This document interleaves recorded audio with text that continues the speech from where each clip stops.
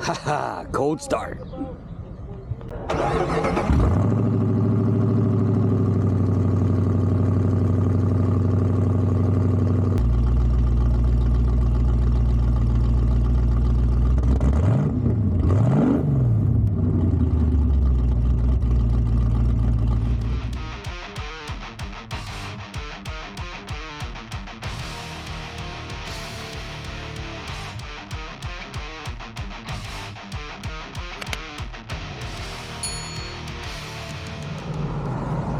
Alrighty folks, welcome back to the channel, welcome back to the vlog. We're back at Starck's Performance and Maintenance, and we have some good news and we have some bad news. Alrighty folks, y'all seen we're at Starck's Performance and Maintenance for all your performance and maintenance needs, no matter what your make, model, type, whatever. Mike and Matt can take care of you, whatever you need, performance or maintenance. Just hook them up and let them know Modern Red Hemi sent you, and maybe they'll cut you a deal, or maybe they'll charge you twice as much. I don't know. But again, Matt and Mike, awesome fellas folks, awesome fellas, and they do an awesome job. So let's get to the good news first. Good news first, there's Shake and Bait in all her glory. Good news, transmission is in. The car runs, sorta, and we'll get to that here in a sec. Transmission in. I did drive it for a little bit, not very far, because what happened is the oil pressure just died out, went almost to zero. So I quickly turned around, came back, parked it back here at Starck's Performance and Maintenance, brought it back to the shop, and here she sits. So we did a few things to try and track down what the problem is. We kind of figured it might have been the sensor, oil pressure sensor. So we went in, took the old one out, brought in a manual tester, oil pressure sensor tester, plugged that bad boy in, started the car up.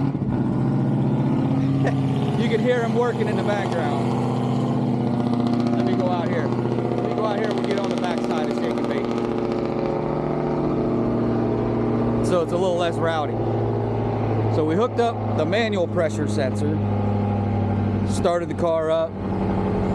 Obviously at initial idle, the initial startup, at high idle, we were getting 50, 60 pounds like we should. And then as the idle dropped, it went down to below 20.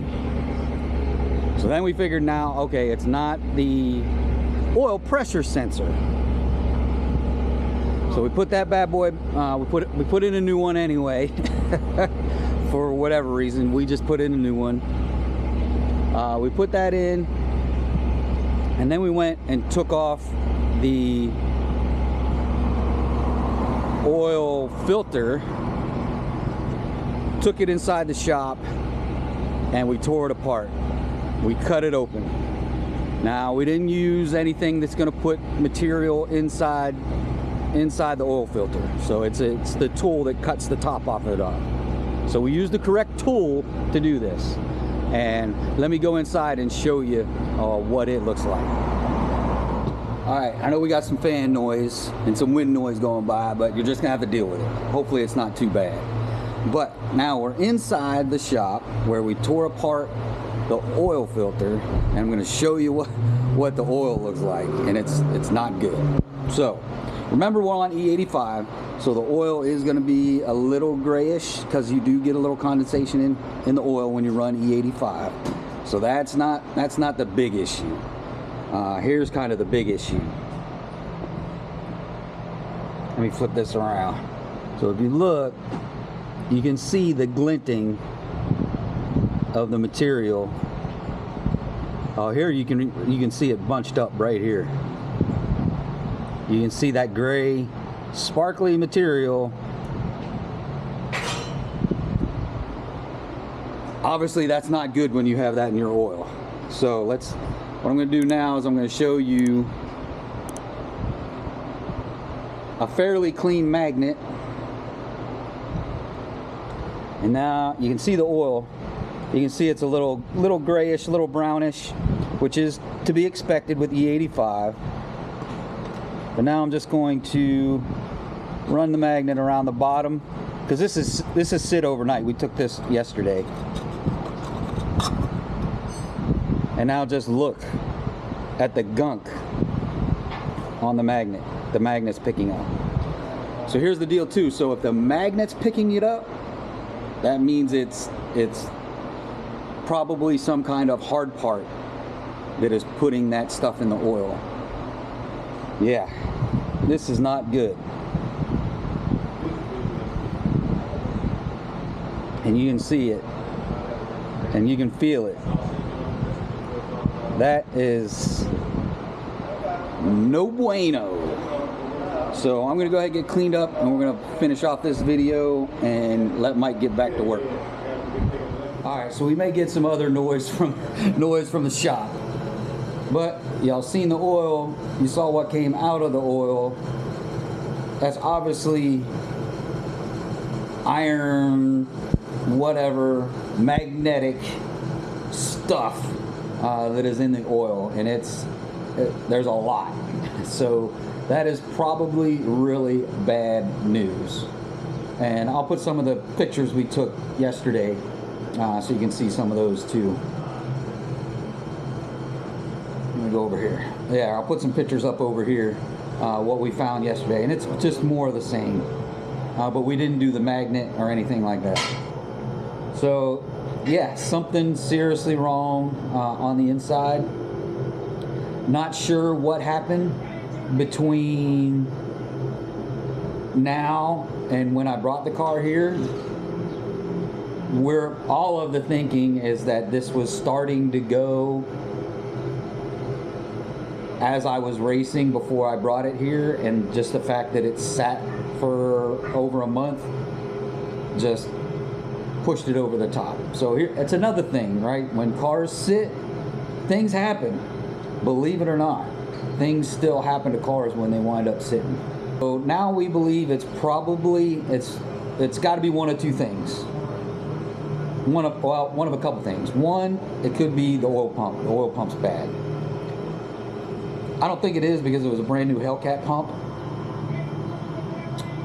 It could be the pickup tube is either came disconnected or loose, or an O-ring somewhere in there came loose, or the pickup tube itself is actually clogged with all of that material that we got out of the filter.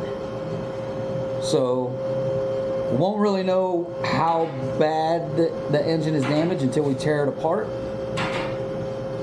which leads me into the next part. We have a few options to hopefully try and still make it to Rocky Mountain Race Week. It just all depends how the timing falls out. Starck, unfortunately, he is tied up for the next 3 or 4 weeks. So unfortunately, we're not going to be able to get the work done here. I talked to Mac. There's a possibility we can squeeze into EFI Specialties and start some of this work to get this work done. Which leads me into the few options we have. Option one, probably the longest time, cheapest possibly, depending on what's wrong with the engine, is we pull the engine out, totally tear it down, find out what's wrong, order the parts for what's wrong, put it back in, and hopefully make it for Rocky Mountain Race Week.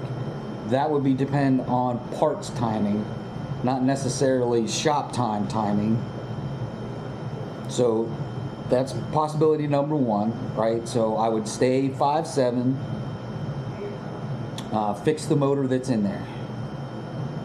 The next option is we could go back, put together, shake and bake original 5.7,